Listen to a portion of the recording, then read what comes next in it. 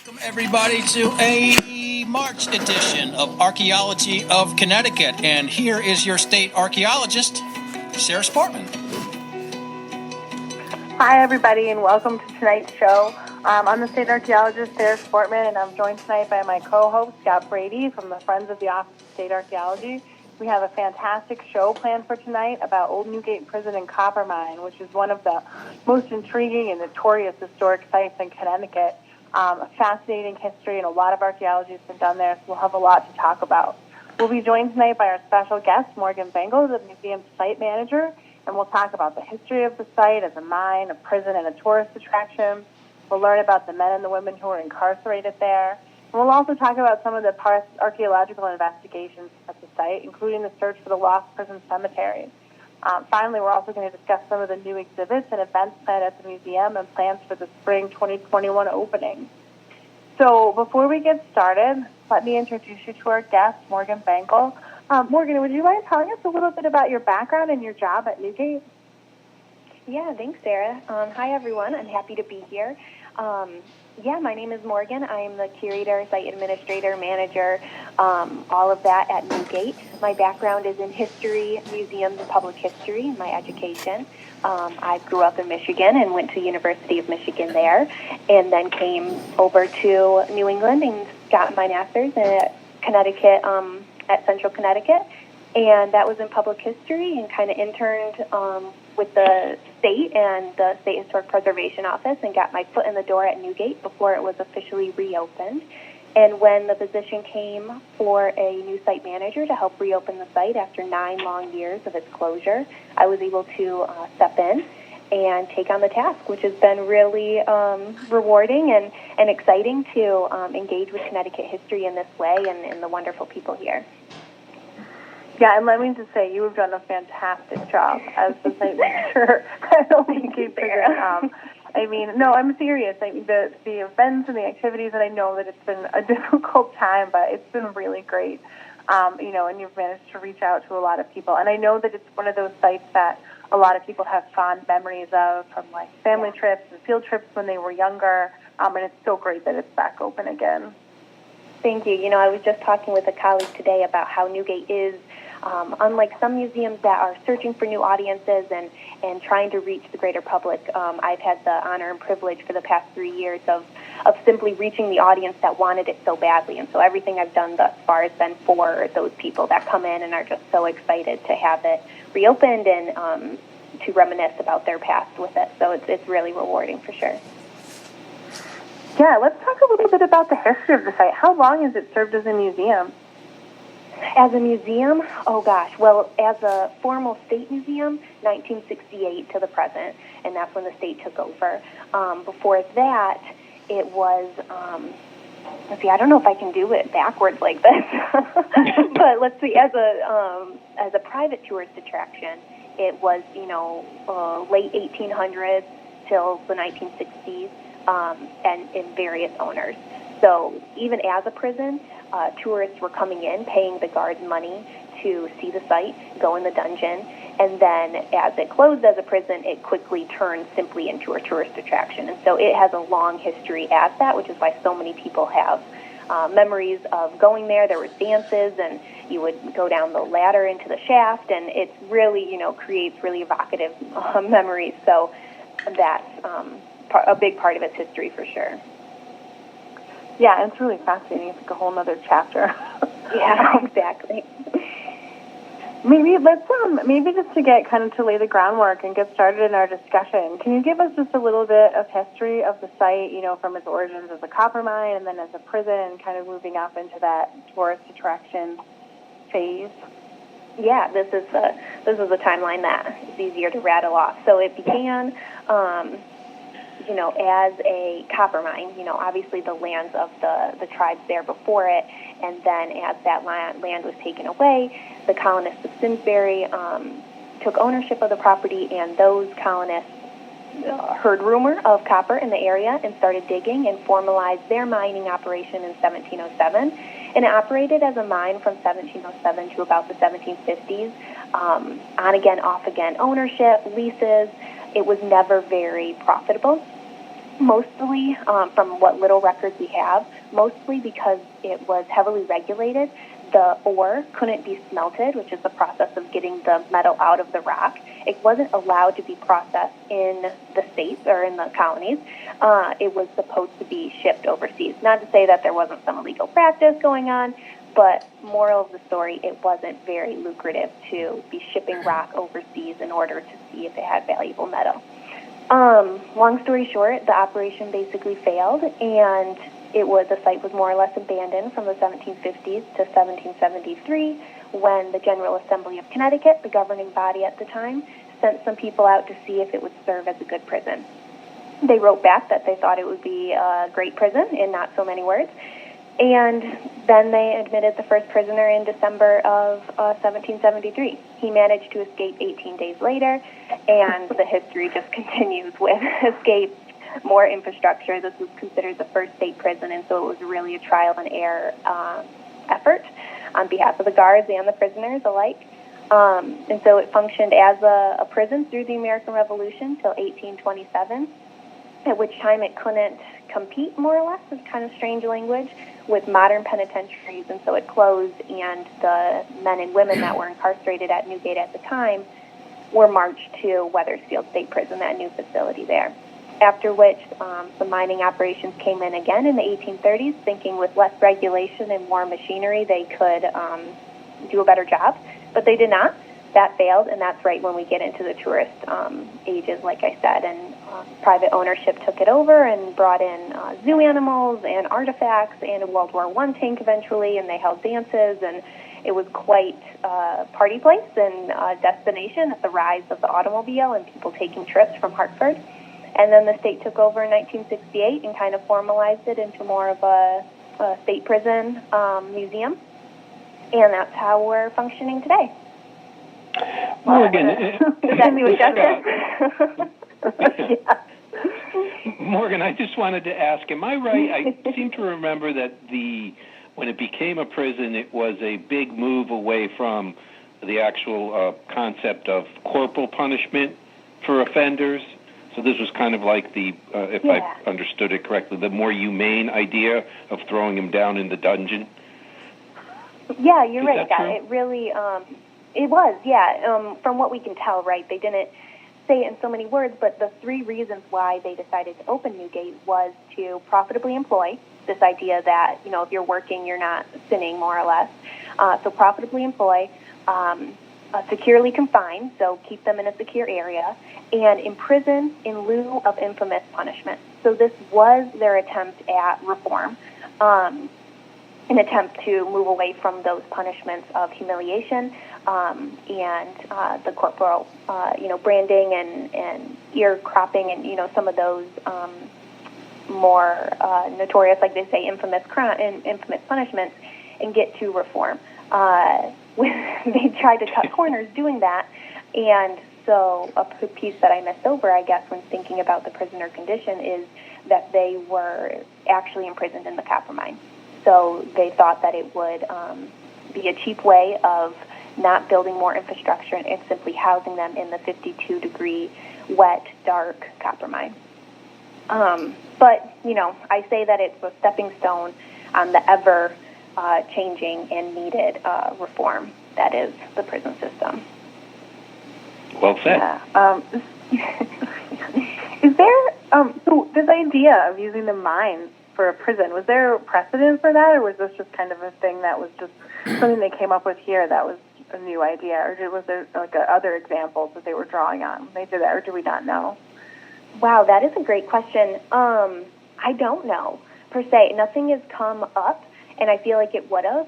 Newgate is the name of the notorious prison in England, in London, that you may know, and so that's definitely where the name came from.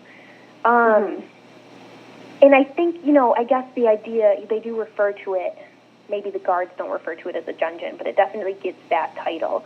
So maybe, the idea, because I don't think the concept of putting people, I don't know, you think, I want to say castles, not to be cheesy, but, you think of actual dungeons, right? And so I think maybe that's not a far-off idea from that. But it is weird. It's super weird. I mean, they had to fill in shafts again eventually, and it wasn't made for that. So it is. I think they probably thought they had a stroke of genius, to which they quickly realized that they did not. 18 days later, they realized that's a they really didn't. good, interesting question. Yeah, a year later, this is my favorite quote. A year after they open, they write to the government, and they say, "Your honors must have heard that all of the prisoners have escaped." So, and then they're like, "But we've taken effect to secure those areas in which they've been escaping." So they were noted the guards were ever down in the mines with them, right? They just left the prisoners down there at night and kind of closed the lid. So they were just left to their own devices down in the mine, basically. Yeah, more or less. We don't think that they would go down there. I think at one point there would be a door that led in a ladder, right? And then I think there was another gate, like midway through the shaft, because I think at one point the warden did get stuck down there, and I have a hard time kind of wrapping my head around how that happened. But yeah, the idea was to have them down there alone. Because they kept escaping, they eventually built the guardhouse directly over the ore shaft. So they had to go into the guardhouse through a trap door and then down the rest of the way into the mine. They built that out of wood at first, and so the prisoners managed to burn that down twice until they eventually rebuilt it with stone. So it's really just like a saga, just a straight saga story. Do we have any kind of information on, what people are being imprisoned there for, and then kind of what are the length of sentences? Yeah, great question. It really begins, so the big crimes, rape, murder, aren't coming in, at least in the early years. And even towards the end, the 1820s, there's a few of those, and most of them are attempt murder, attempt rape, things like that. So most of the crimes, especially in the beginning, are burglary, a lot of burglary, counterfeiting, so making fake money and documents, and horse stealing is a big one, and then the Loyalists. And the Loyalists, or those who are illicit trade, aiding the enemy, those come in around the American Revolution, as you would guess. So those are some of the main ones. And then punishment and sentences was usually a matter of months. Eventually, again, as we get into the later years, the early republic of the 1820s, there's some life sentences and some year sentences. But for the most part, it's a number of months, and those counterfeit, burglary, some of these more or less minor crimes, I guess, because some of the major ones were still being handled in the county in which it happened, and usually by death. Does that make sense? Yeah, absolutely. Still, again, it's, having, I think all of us that are listening who have been down in the caves underneath of the mines can really kind of sympathize with, someone who had to spend months or years down there, because in the short time I was down there, it's pretty uncomfortable. Yeah. Exactly. I stand up. Yeah. I encourage the guides to do no more than 30 minutes, right? Because I don't even like to keep visitors who don't want to be down there any longer. It is, and just to paint the picture for those of you who haven't been down, it is, so you begin at 35 feet underground, and the tunnels extend downward to 75 feet below ground. It is always wet, sometimes more wet than other times. It is always extremely dark, and we have pretty sufficient lighting. They had no lighting. And it's 52 degrees all the time, which in the wet and on the rocks is very cold. Yeah, although I don't know, did I remember reading that when they built spaces above ground, though, that like in the summers the prisoners complained and wanted to go back down into the mines because it was cooler? I've seen some of that too. I have seen some of that too. Which isn't very surprising. I mean, during the really hot summer, even our guides and visitors, that is kind of a hot spot. Again, extended periods of time, probably not so much, but it is a relief, and it is fascinating that it stays that degree. And so, as we get into the fall and the winter, when we're on the site, you do feel a difference, and it is warmer down there. So 52 degrees is consistent. Yeah, no doubt about it. So we talked a little bit about the crimes that people committed for, to end up in Newgate, but can you tell us a little bit about the people who came to, what kinds of people ended up as inmates in Newgate? Is there kind of a demographic profile of the typical prisoners that were imprisoned there in the 1700s and 1800s? Yeah, great question. So we've been playing around with these demographics a little bit, and that research is ongoing. So I would encourage listeners to stay up to date with us as we go through this process. We're really trying to humanize their experience. What little bit I do know from the general picture in the list of incarcerated men and women that we have is in terms of a race demographic. Some new research we've been uncovering, we only know about 50% of the races of the population that we know of. Only 50% are documented.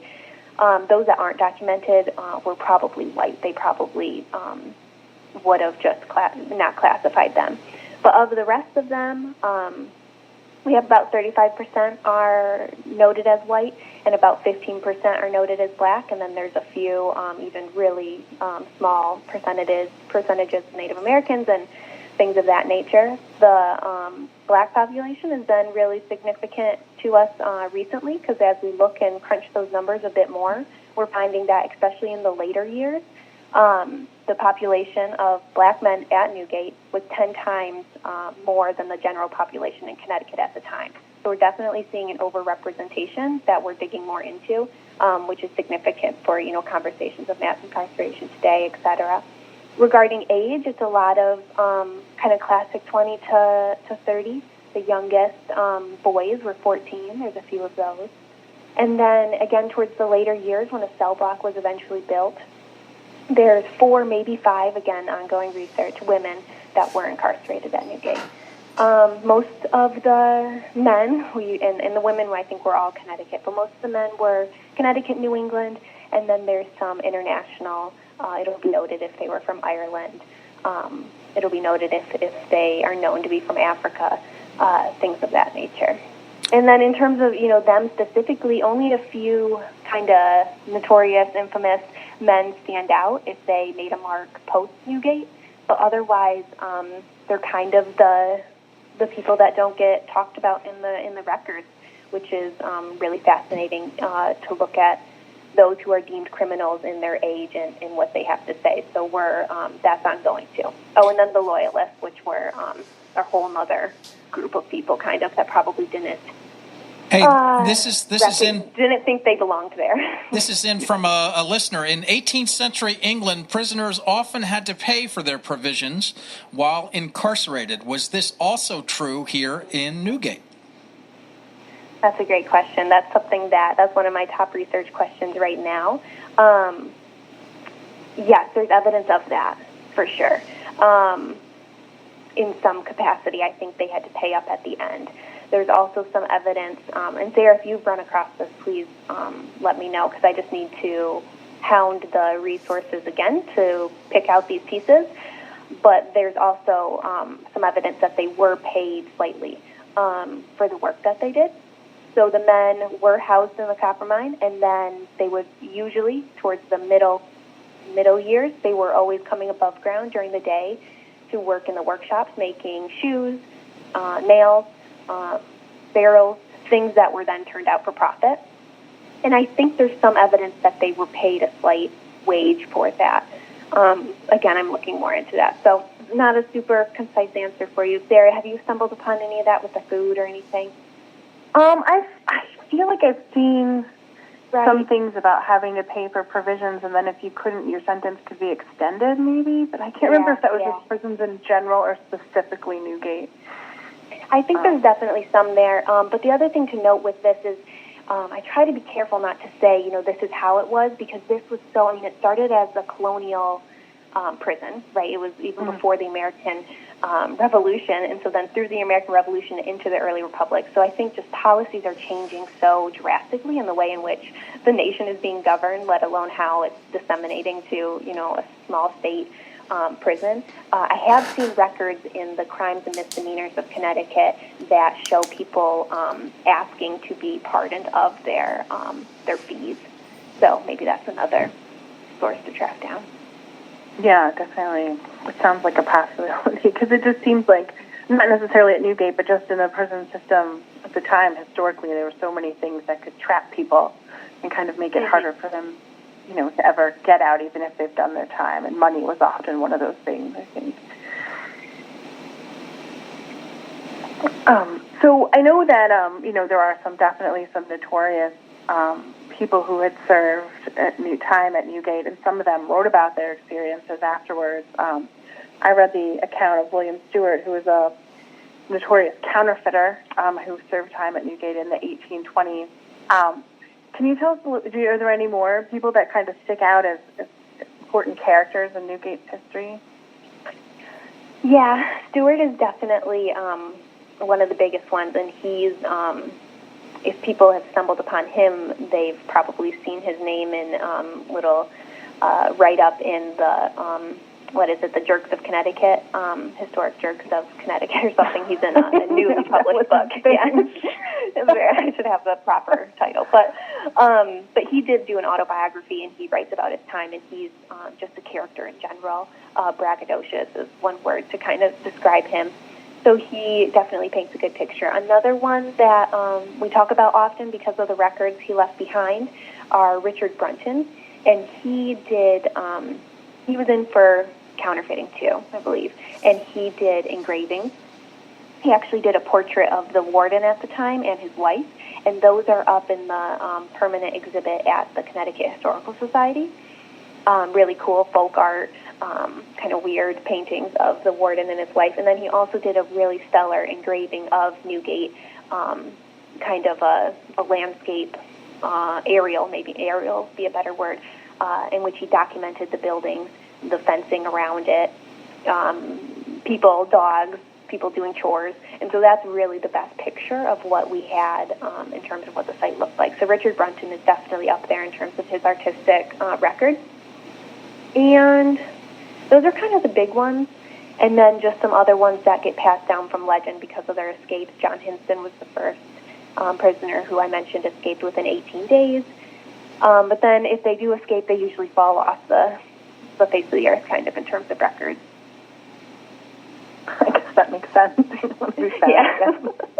Oh, and then there is the other really good account is from a couple Loyalists that managed to lead and stage the largest escape in 1781, in which they managed to get roughly 28 prisoners out with them, and they wrote and published in a kind of Loyalist propaganda pamphlet afterwards in which they described the situation and what happened to them.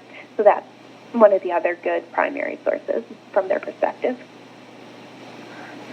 Yeah, I think the Brunton print is really fascinating. If anybody is interested, you should definitely Google it. You can just find it online. But it's a great picture because it has so much information of the activities at the prisons. You see just like a dog walking around. Yeah. You can see prisoners like shackled together being led down to go down into the mines. There's a guy being flogged. There are people of color you can see on the ground, kind of, showing the makeup of the prison at the time. And it's, kind of an artistic rendering, but it does give you a really good sense of the layout of the prison and some of the activities. So I think it's a really great resource. Yeah, thanks for that description, Sarah. It is really invaluable to us, and I think to visitors trying to picture what it was like. What was there one escape route that was the best one? I mean, how was the first escape manufactured? The first one was probably through. So I mentioned there was 2 ore shafts, and one is 35 feet, and the other one is 75 feet, and they still exist. And they didn't close them up. I think they put a gate on the one, and I don't think they closed up the other one at all. And at that time, they only had the warden who lived across the street. So rumor has it, because no one will ever really know, that someone just came and assisted John Hinson, literally let down a rope to help him get out. And I think that was a main cause. They didn't have a wall or a fence for years. So let's see. They opened in 1773. The first fence, I want to say 1791, but I might have to check. But still, a good number of years. The wall was actually the really iconic wall that everyone sees was 1802. So it really was not hard for people to sneak in and assist them helping, or for them to just simply figure out a way and get out themselves. It's not super documented except for that shaft and the fact that the guards say people, even evil-minded people from without, are coming in to help them. That's kind of the main way in the beginning. Yeah. I feel like I've read all kinds of interesting accounts about different escape attempts, not all of which were successful, of course, but somebody's wife came and helped one time, I think, right? Is that one of them? Am I making that up? Potentially, that's what they think for the John Hinson one. The original. Okay, that was the first one. I believe so. I wouldn't put it past. That's also kind of the story we take when we do a big reenactment, and the reenactors from the 5th Continental Regiment, they stage an escape in which they have someone. Yeah, it's very funny. Everyone will have to come and see it. Well, it doesn't sound like there was much concentration on keeping anybody else away from the prison. Could prisoners receive guests in like a regular fashion, or was there any kind of relationships that they could maintain with the outside world while they were there? That's a good question. That isn't very documented, except that we know guests were coming in, but usually that would have been tourists. But I don't see why it would have stopped at that, or why someone couldn't have finagled the guards to get in. I mean, in the early days with no walls or fences even Stewart mentions going over to the tavern, to get a drink. So it really wasn't quite the concept that we think of today in terms of prison. Yeah, and I think I remember reading an account. Right? It's kind of complicated. Right. I mean, I think I remember reading an account, too, of them, like, sending an older man over to the tavern to buy drinks or something, and having him come back and, like, drink some of it or all of it or something. So it seemed like maybe it was, like, almost both more restrictive and less than modern incarceration, I guess. Yeah. I also saw some early accounts, which I need to track down, that some of the labor was the men being kind of rented out to farms and the like, but I need to track down that information also. Oh, that's really interesting. So, I mean, I think that, it's a fascinating history, and it's, intriguing in so many ways, because it is this kind of dungeon, like prison, and there are really interesting stories in these characters. But when it comes right down to it, right, the experience of these prisoners here at Newgate was really, really horrible.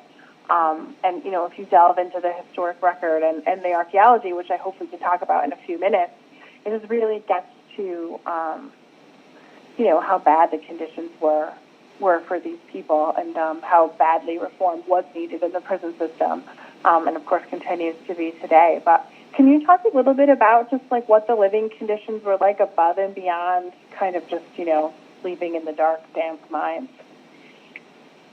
Yeah, I think you paint a really good picture about, just continuing to emphasize that these were humans, and a term I've been playing with and can't get out of my head is just that their experience was truly dehumanizing. I think some people would argue that prison in general is, but in particular Newgate was dehumanizing. They were literally housed in a copper mine. They were shackled at all times. You and I were corresponding, Sarah, about the food and the archaeology that we'll get into, but a travel writer, Kendall, he writes that their food was given to them at the forges there where they were working, but it was thrown on the ground and meant for them to cook and process at the forges in which they were making nails. So, and again, we don't have as many accounts from the men and women as we would like, but we get pictures of people criticizing the conditions up until the very last days. They were all housed together, boys as young as 14, with men who were more or less at times hardened criminals, right? And they weren't, the guards were consistently, what the guards did write about was that they smelled and that they didn't have means in which to wash themselves. So these are just some of the few things that we, not take for granted. I'm not trying to say people take things for granted, but the thing, washing, eating, using the restroom, and these liberties that were taken away from these men at a time in which the prison so clearly wasn't yet established in any sense. And so it really was trial and error to the benefit of the prisoners who were able to escape, and to the lack of a benefit for those that were forced to stay and be subject to something that wasn't established in the slightest during a time in which America is trying to establish itself. So it was definitely horrendous. And, in addition to sleeping in the copper mine and being housed in the copper mine, there was a solitary confinement portion to that for punishment, in which they were removed from the rest and chained into a deeper part in the mine, which I can tell you even today is mostly flooded on a regular basis. So I think these things are really important, not to dramatize the history, but to help people understand that it is more than the escapes and the romanticized nature of it. And even the escapes tell us a little bit of those men who were willing to risk their lives to leave and get out. Yeah, definitely. And I think that, the primary sources and even the archaeology can help tell us a little bit more about the lives of people. And, even somebody like Stewart, who is certainly a character and is definitely very dramatic, and that comes across, I think, if you read his autobiography. So, in general, I'd say take the stuff that he wrote with a grain of salt, because he clearly, wanted to make it clear what a horrible place Newgate was and how much he had suffered. But there has to be a grain of truth, in the types of things that he wrote. And when you look at the records, you see people who are sick a lot of the times. You see people there shackled all the time. Imagine going up and down that ladder with shackles on. And walking across the grounds and working all day, as they talk about, people's legs being swollen and having, ulcers and things like that as a result of being shackled all the time. And, some of them were chained by the neck to their workstations with very little ability to move around all day, working 12 hours a day. So, that stuff comes out of the record, and it's really kind of sobering when you think about what that must have been like. Right. And even Stewart, one of his kind of themes that he highlights at the end is, look, I may have deserved to be in prison. I may have, I more or less atoning for what I did in my past. However, I didn't deserve that. And if anything made me a criminal, it was my time there. He and others refer to it as a school for crime, in which, men are put in such deplorable conditions together, learning from each other, getting angry together. So it really is just, just horrendous.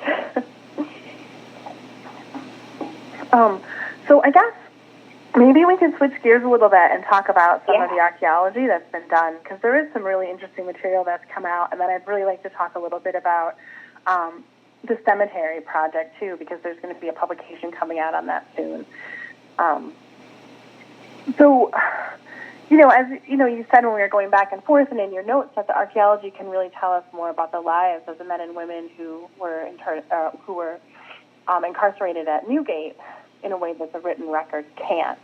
And this is one of the sites, one of the state museums that's had the most archaeology done. There were projects in 1981, 1986, 1999, 2013, during various phases of renovations, and a lot of work has been done. But there was a couple of big excavations, most notably probably 1981 and 2013. 1981, excavations were near the prison hospital in an area that was filled, probably later, maybe in the 20th century, but it was probably material that was taken from the ground and kind of mixed together, so they certainly were artifacts from Newgate and from the prison period. And then 2013, on the terrace around the guardhouse for the renovations, a great deal of material was found. But what stands out to you the most about some of the archaeological materials that have come out of the work that's been done at the site, and how have they kind of helped understand the experience of the prisoners there? Yeah, I mean, Sarah, your work on the how do you say the faunal? Yeah, how you faunal. pronounce it? Yep. Yeah, Faunal, faunal. yeah.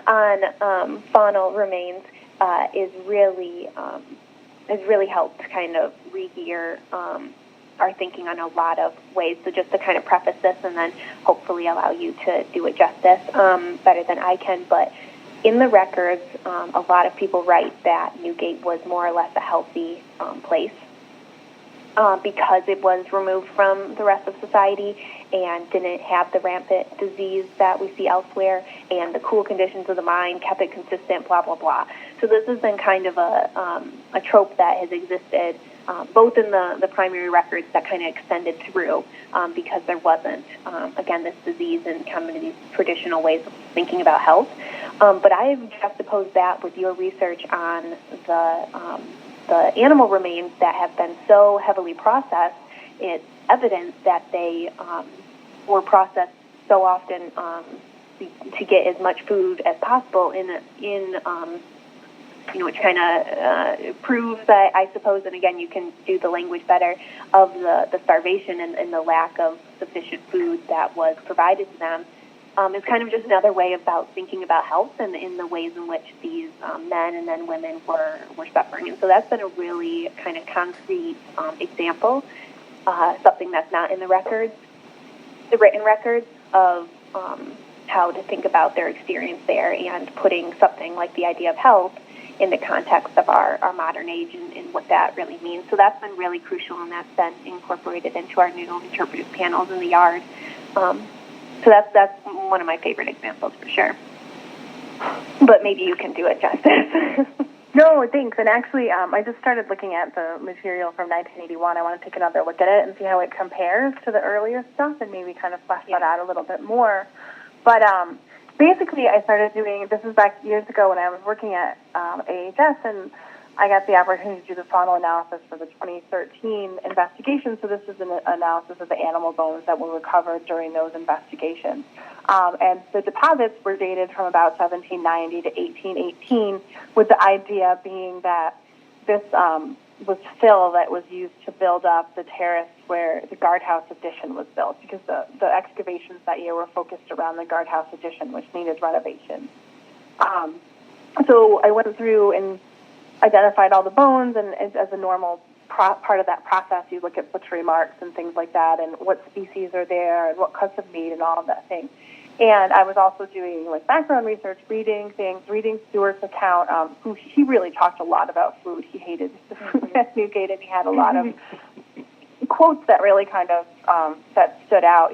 Talking about how every prisoner grew thin and lean under this regimen, and I and my fellow prisoners have picked the bones out there for a meal, and often it would not be 2 tablespoons full. Or he'd say, our food was insufficient, not more than 1/3 that my system required. It was chiefly hock bones, bulls' necks, and skins. And again, it's easy to think of Stewart as like a very dramatic person, but then you start looking at the animal bones, and this really is sort of borne out by the data. And he wasn't. The prisoners weren't the only ones complaining about the food, right? As you said, Edward Kendall, who visited the prison in 1809, wrote about it. Talking about the prisoners delivering pickled pork for the prisoners' dinner, basically throwing them on the ground in front of these men that were shackled to the forges where they were making nails, and they were left to be washed and boiled in the water used for cooling the iron rod at the forges. So, and then he said meat had been distributed in a like manner for breakfast. So it seems like, what these guys are getting for food is a couple of hunks of pickled meat a day, which differs a lot from what the records say. They were supposed to have a diet that was, boring, but sufficient. It was supposed to include beef and pork, flour or bread, soft vegetables, which are peas, potatoes or beans, and cider every day. And it doesn't seem like that was the case. And then there was another, an investigative report to the General Assembly in 1810 recommended, additions to the diet to help basically make the prisoners' lives less miserable. And they argue that one of the reasons why the diet was so bad there was because they were removed from the markets, and it was hard to get fresh food all the way out to the prison.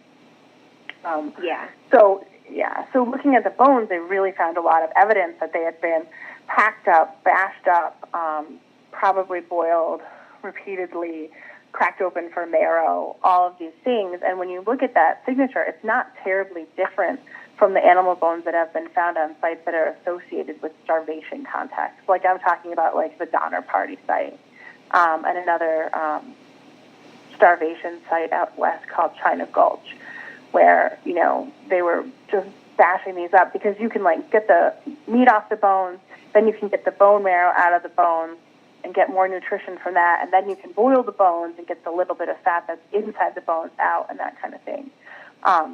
And it really looks like people were taking all these steps to get as much as possible because a lot of these bones had multiple levels of butchery marks on them, which was really interesting. So it'll be cool to see what the other assemblage looks like if it's similar. Sarah, have you seen that kind of have you seen that kind of butchering in any other context here in New England? You know, to that extent, I guess it would be the question. No, you know, I really haven't, and that was one of the things that stood out. It just seemed like a very heavily processed assemblage, and it really seemed like the kind of situation where people were trying to get every little bit of nutrition out of the bones. So a little bit of a desperation kind of a component to nutrition. Yeah, and I think part of it was just they just weren't, I mean, you know, apart from the part they weren't getting any kind of mixture of like the nutrients that a human body needs because they weren't getting fresh vegetables or things like that, but just trying to get enough to, you know, survive on. You know, talking about dry bread and rancid cider and bad meat and all of these things. And, you know, it's really interesting, too. I sent this to Morgan this morning, but I saw an op-ed in the New York Times today about prison food, and it was focusing on a prison in Maine where they have farm associated with it, and the prisoners work in the fields, and they grow food, and then they learn how to, like, cook food so they have fresh food in the prison. But they were really discussing how, to this day, prison food is one of the most dehumanizing aspects of the experience. It's not nutritious, there's lots like mystery meat, and oftentimes people are complaining about like sour milk and bad food and all this stuff. So, you know, in many ways it seems like this is a thing that hasn't changed. I noticed, too, in the material we shared before the show today, that there was even one report of one of the guards was processing the meat prior to giving it to the prisoners to remove the fat so he could sell it for tallow. So the main calorie component of what they were getting was possibly even diluted further because the fat was being removed before it was given to them. Yeah, and that's what William cool, Stewart says. Yeah, I mean, you know, it's interesting because as you read through his memoir, you really understand that Stewart and Captain Tuller, who was the prison keeper at the time, were like arch nemesis. He like really hated that guy, but that is one thing that he accused him of. Yeah. Yeah, but he also had another quote that said he took the best pieces for himself, then the guards took theirs, and from the bony portions left, we had our rations. Yeah, I mean, you can imagine, right? If there were chain issues, which the guards do write about on a consistent basis, and so they weren't even getting enough food up there to the prison. You know, and then it was disseminated amongst who it needed to be disseminated amongst, and you know, it was always. I mean, like so many things, the system was just so broken, and we see evidence of that in the official, you know, documents of the prison, and then it's exasperated in places in which people felt like they could really speak, such as the travel writer and Stewart, as he was no longer there, and things of that nature. And yeah, just these dehumanizing things. You know, you mentioned the food in modern systems. I mean, even themes of prison labor and solitary confinement are just themes that continue to creep into our modern conversations about prison today. You know, and there's other things in the archaeology that are also interesting and kind of give us a light into the daily lives of the prisoners. There's been some really interesting kind of individual artifacts that have been found, right? There's a bone die, which is really interesting. That's been a lot of fun to talk about with visitors because it, again, another layer. So we talk about all these dehumanizing things that happen, and then, you know, complicate it with another layer of, but these were humans, and they were able to maintain some of their humanity and things like, you know, gaming and using playing die were there. And so it's very complicated, and I think just continuing to add layers, which the archaeology does so brilliantly, is really important. Yeah, and I really like some of the other artifacts that have been found, too, that, you're talking about the escape attempts and some of the really just kind of ingenious things that people came up with to try and escape out of there, like melting down buttons to make keys and doing all this other kind of stuff. But you find these items that prisoners made. I know from the 2013 investigations, there's a couple of pieces of knacked glass and bone where someone had kind of taken chips off pieces of glass and bone in an attempt to try and make a tool. There's a wedge made out of bone that had to be used for some kind of tool. And my favorite ones are these two utensils, like a knife and a fork, that were made out of nail rod, because one of the things that the prisoners did is they would bring in nail rod, which was these long kind of like sheets, and then like chop them up and make nails out of them, basically, at the prison is one of the jobs that they did to make money. And there's these pieces of nail rod that have been twisted and bent and turned into a knife and a fork, and I think that that's really just kind of fascinating, especially when you think about these guys, having their food thrown on the floor. It's almost like somebody's like trying to make some normalcy. Right. Bring humanity back into it, yeah. So before we run out of time, because this is going by really fast because it's so interesting, maybe we should talk a little bit about the cemetery project, because I think that that's another really important aspect. Clearly, in a place like this, not everybody survived their time at Newgate, and some people, passed away. Some of them were probably claimed by their families, but not all of them. So, can you tell us a little bit about what happened with prisoners who passed away and the story of the lost cemetery? Yeah.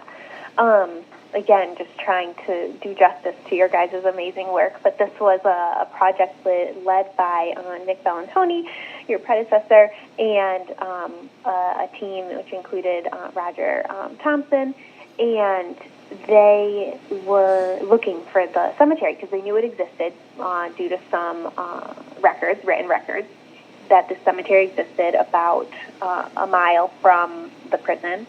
A plot of land had been purchased for that purpose, and it was lost for many years. It wasn't actually identified. And again, this would have been men who were not claimed by family, but were taken care of by the prison officials. And so in Nick's brilliant work, he eventually discovered it, which is on private property today, but was able to establish a relationship with the property owners.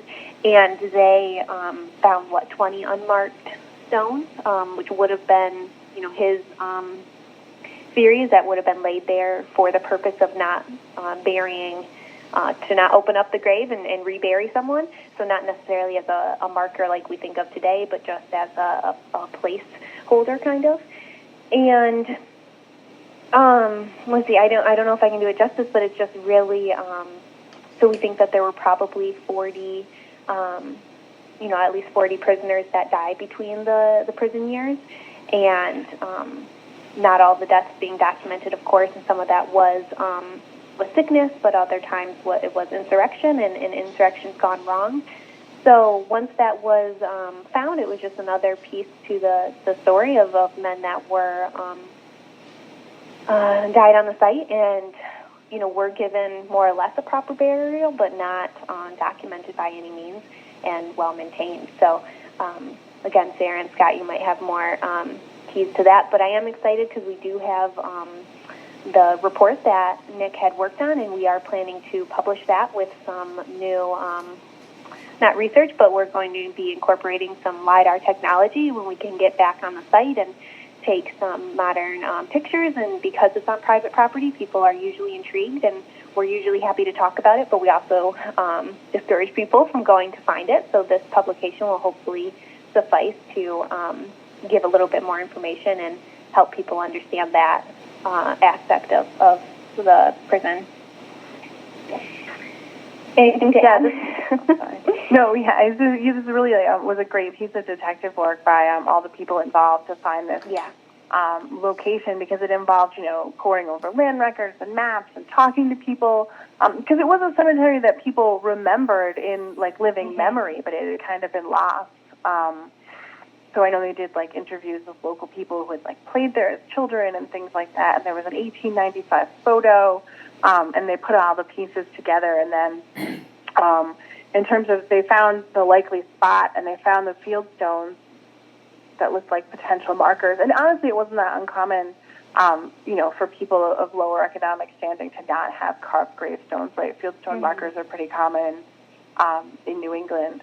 But they had an area that was likely, so they did, and this was a while ago, back in the early 2000s, they did an electromagnetic induction sensor survey of the likely location, which is, today we'd probably use GPR, but I think back then the GPRs were probably too big and bulky to drag out there. But they were able to identify 2 rows of possible burials, and then what they did was they did a test excavation down through the topsoil to look for the burial features. They didn't dig into any of the burials. They wanted to leave the people at rest, but they wanted to see if they could find the outline of where they actually dug the original holes, because you'll see that as a soil stain. And they did find some pretty convincing stains and some possible coffin nails at the top of one, so they thought that they'd found the cemetery. Hey, Sarah, It's just so cool. Hey, Sarah, you did a program a couple of months back where we learned about the immigrant population just because of the find, I think, when the Yale New Haven Hospital was being expanded, and a rainy weekend unveiled a burial site, and you learned an awful lot about those members of the population. Are there plans on trying to learn more about the health conditions and maybe what some of these people died of, and whether there was disease or anything? Is there any chance of learning more? There is some information in the records about what some of these people died of. A lot of them died of consumption or tuberculosis, which you can imagine would be exacerbated by living in the mines. But there were a few other cases that have causes of death. They don't all, but they are there in the records. That is in the publication that Nick is working on. But when they did the research out there, they tested the soils, and they were really highly acidic. So Nick's feeling was that there was not a whole lot of likelihood that human remains would have survived in good enough condition, to be preserved for any kind of analysis, and that maybe, it's probably best to just let them rest in peace and lie where they were. I think it's interesting that they were at least giving them coffins, apparently, if those in fact are coffin nails. It wouldn't have surprised me to be just shroud burials. Based on the treatment that the prisoners were getting in life. Yeah, and that's really interesting, actually, and not to make light of the situation, but I think the very best escape story is related to the cemetery in one of those coffins. I don't know, Morgan, if you want to tell that. No one can tell it like Nick does, but moral of the story is that one of the prisoners, Charles Mears, I think is what it was. Although in the prisoner list it doesn't say that he escaped, so I'm not sure. But which maybe he didn't escape because maybe they did manage to bring him back. But he managed to remove a body, or I think he crawled into the coffin with a body and was touted down, a mile with the guards carrying it or taking it or what have you. And then when they were far enough away from the prison, he jumped out and spooked the guards so much that they ran off, and he supposedly ran off, is one of the more legendy escape stories. So definitely, and a clue that the cemetery was there and whatnot. So yeah. That'll be in the publication too. That one's definitely covered. But it is. Yeah. So imagine they're dragging the wagon down the road, and all of a sudden the coffin starts shaking. You can see why they ran for it. I won't lie. I've been very tempted to do that skit for Halloween. So like a reenactment. Right. That would be. I really hope that one's true and not apocryphal, because it's pretty amazing. It's just clever. It's just, the creativity that ensued was priceless. Yeah. Well, Hey, before we end, can everybody share with our listeners how they can find, follow, and be a part of your respective groups? oh yeah, Yeah, Morgan, so you should go first because. Okay. Old Newgate Prison and Coppermine. We will be opening this May, probably the second weekend, but I can't confirm the date on air. But stay tuned for that on Facebook, Instagram, and then website, which is easy to find with Old Newgate Prison and Coppermine. And we'll have a bunch of, we're hoping to do a full list of programs, including reenactments and Halloween. We do a special bat day to honor our bats that hibernate in the mine. And we have a few new features, such as prison art from formerly incarcerated and currently incarcerated men and women in Connecticut, and that'll be up in our visitor center this year, as well as the Hall of Change, which is a fabulous exhibit and memento to 8 returning citizens who have been honored for their dedication to their communities. So a couple new features, and we're really excited to have a season this year. Yeah, congratulations on that. Chief DeMayo came in, and our friends from the FBI came in. Charlie Grady came in and talked about that. And fantastic work that they're doing. And thank you for doing what you're doing to make sure that gets the proper spotlight. Thank you. We're really proud of it, and it was installed in November, and we'll be even having a new round of inductees. So it should be a good season to highlight those fabulous people. Scott. And if you're interested in contacting FOSA, we're online, FOSA, fosa-ct.org. And if you have to have your Newgate fix now, go onto their website. They have a fantastic virtual tour of the mines. It's really fantastic. I don't know how they did it. It's laser photography, and it's just fantastic. You should check it out if you haven't already. Very cool. Ooh, thanks for the plug, Scott. Yeah, it's neat. And it is. And you can follow the Office of State Archaeology on Facebook or contact us through the website at osa.uconn.edu. Fantastic. Hey, guys, thanks. As always, a lot of fun to be able to have this program. I love the fact that we started something. Oh my goodness! It could be close to 2 years ago. Yeah, it's fantastic. Yeah. Sarah, you're doing a wonderful job. We thank our friends at the Friends of the Office of State Archaeology for powering Archaeology of Connecticut. And what a great show, everybody! Thank you so much. Thanks, everybody. Thanks for listening, everybody.